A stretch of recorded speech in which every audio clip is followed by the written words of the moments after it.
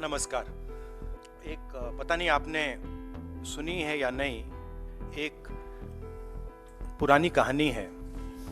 बहुत सालों पहले हिंदुस्तान में एक राजा हुआ करता था। उसके खिलाफ सारे लोग खड़े हो गए थे। पूरी जनता, सारा का सारा ऑपोजिशन उन पर आक्रमण कर रहा था और वो टेफ्लॉन जैसे थे। उन पर जितना भी आक्रमण करो कुछ होता नहीं था। तो थोड़े साल बाद जो ऑपोजिशन के लोग थे जो उसको रेजिस्ट कर रहे थे, वो बाहर एक ऋषि बैठा रहता था, उसके पास गए। उसने कहा कि बताइए, हमें बात समझ नहीं आ रही है। हम इस राजा पर 24 घंटा आक्रमण करते हैं, जनता इसके खिलाफ है, कुछ होता ही नहीं है। जितना हम इस पे आक्रमण करते हैं ऐसा लगता है कि हम गलत जगह तीर मार रहे हैं। तो ऋषि ने कहा, वो काफी नॉलेजेबल था, तो उसने कहा देखिए एक्चुअली बात क्या है, ये जो राजा है इसकी आत्मा इसके अंदर नहीं है।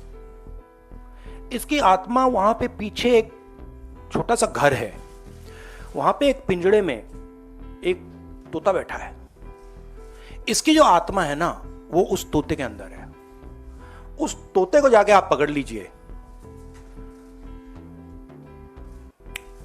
राजा खत्म हो जाएगा। बहुत इंटरेस्टिंग कहानी है, क्योंकि नरेंद्र मोदी जी की आत्मा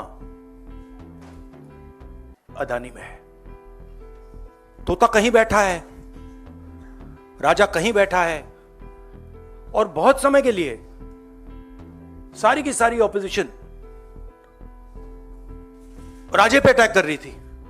मगर असलियत यह है कि राजा राजा ही नहीं है, पावर किसी और के हाथ में है, अदानी जी के हाथ में है। जैसे ही हम अदानी जी को टच करते हैं, इंटेलिजेंस एजेंसीज, स्नूपिंग, सीबीआई। मैं पहले सोचता था number 1 prime minister, number 2 Adani, number 3 Amit Shah. Actually ये गलत है। Number 1 Adani, number 2 prime minister, number 3 Amit Shah. अभी हिंदुस्तान की पॉलिटिक्स हमें समझ आ गई है, और अदानी जी बच के नहीं निकल सकते, क्योंकि अदानी जी को हमने ऐसे घेरा है, तोते को हमने ऐसा पकड़ा है कि वो बच के नहीं निकल सकता है। और इसीलिए सारा का सारा हो रहा है डिस्ट्रैक्शन पॉलिटिक्स, कि देश की निगाह, ऑपोजिशन की निगाह पिंजरे में बैठा हुआ तोते की ओर ना चले जाए। तो हमें काफी क्लैरिटी है। आप देखिए, पूरे ऑपोजिशन के खिलाफ यहां पे एप्पल का नोटिस आता है। मैंने इसको थोड़ा आपके लिए बड़ा करके दिखाया है। देखिए, अच्छी तरह देखिए, ये तोते का काम है, राइट? इसमें लिखा है, Apple believes you are being targeted by state sponsored attackers who are trying to remotely compromise the iPhone associated with your Apple ID. अब ये मेरे ऑफिस में सब लोगों को मिला है, वेणुगोपाल जी को मिला है, कांग्रेस पार्टी में लिस्ट बनी हुई है, पवन खेड़ा, सुप्रिया, सीताराम येचुरी, अखिलेश यादव, प्रियंका चतुर्वेदी, महुआ मोइत्रा, राघव चड्ढा, टीएस सिंहदेव, लिस्ट है। और ये सारे के सारे किसी ना किसी तरीके से इस मामले में इन्वॉल्व है। और देश के युवाओं को मैं समझाना चाहता हूं, बताना चाहता हूं यहां हो क्या रहा है। आपका ध्यान कभी इधर ले जाते हैं, कभी उधर ले जाते हैं, कभी इधर ले जाते हैं। आपके दिल के अंदर गुस्सा पैदा करते हैं,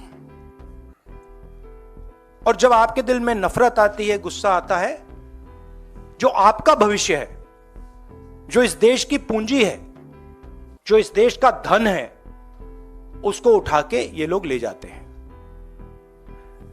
अदानी जी को हिंदुस्तान के पोर्ट्स पकड़ा दिए, हिंदुस्तान के एयरपोर्ट्स पकड़ा दिए। मुंबई एयरपोर्ट चाहिए था, सीबीआई ईडी का प्रयोग किया, मुंबई एयरपोर्ट दे दिया। एग्रीकल्चर में कानून बना दिए अदानी जी के लिए, फूड ग्रेन्स की स्टोरेज उनके हाथ में, इंफ्रास्ट्रक्चर उनके हाथ में, आप सड़कों पे चलते हो, सीमेंट उनके हाथ में। तो पूरा का पूरा देश ये 3-4 लोगों को पकड़ा रहे हैं। नुकसान किसका हो रहा है? हिंदुस्तान के युवा का हो रहा है। आपसे ये कहते हैं कि आप जाइए पढ़ाई कीजिए, आप जाइए आईएएस बनिए, आप जाइए इंजीनियर बनिए। आप में से 1% इंजीनियर बनेगा, 1% डॉक्टर बनेगा, 0.0000001% आईएएस बनेगा।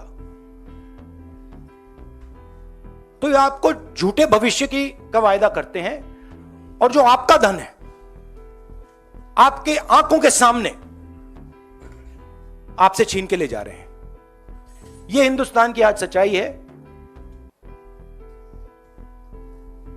कम लोग हैं जो इसके खिलाफ लड़ रहे हैं, मगर हम डरने वाले नहीं हैं, हम लड़ने वाले लोग हैं। हम पीछे नहीं हटेंगे। जितनी टैपिंग करनी है कर लो, कोई फर्क नहीं पड़ता, मुझे तो कोई फर्क नहीं पड़ता। अगर आपको मेरा फोन चाहिए मैं दे देता हूं, आपको उठा के ले लो। अब आपके कोई सवाल हो तो पूछिए। इंग्लिश। अच्छा, नहीं, हिंदी में थोड़ा एक लाइन और। हिंदुस्तान की जो भविष्य है, उसके लिए सबसे जरूरी चीज न्याय है।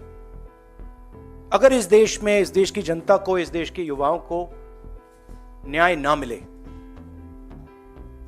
तो यह देश आगे नहीं बढ़ सकता है। और मैंने बहुत बार बोला है, और मैं बोलता रहूंगा, और हम ये काम करके दिखा देंगे कि कास्ट सेंसस के बिना इस देश के युवाओं को न्याय नहीं मिल सकता। और ये पूरा का पूरा डिस्ट्रैक्शन जो हो रहा है, जब अदानी जी पैसा चोरी करते हैं, किससे चोरी करते हैं? देश की आम युवा से चोरी करते हैं, पिछड़ों से चोरी करते हैं, दलितों से चोरी करते हैं, आदिवासियों से चोरी करते हैं। जब अदानी जी कोयले में, ऑस्ट्रेलिया में जब नाव चलती है, यहां आती है, जब वो ओवर इनवॉइसिंग करते हैं, तो अदानी जी किसकी जेब से चोरी कर रहे हैं पैसा? जो आप बिजली खरीदते हो उसमें अदानी टैक्स है, ट्रेन में आप जाते हो उसमें अदानी टैक्स है, फ्रेट घूमता है उस पर अदानी टैक्स है। टैक्स किससे, कहां से आ रहा है? पिछड़ों की जेब से, दलितों की जेब से, आदिवासियों की जेब से, गरीब लोगों की जेब से, छोटे व्यापारियों की जेब से, और पूरा का पूरा ट्रांसफर इनकी जेब में हो रहा है।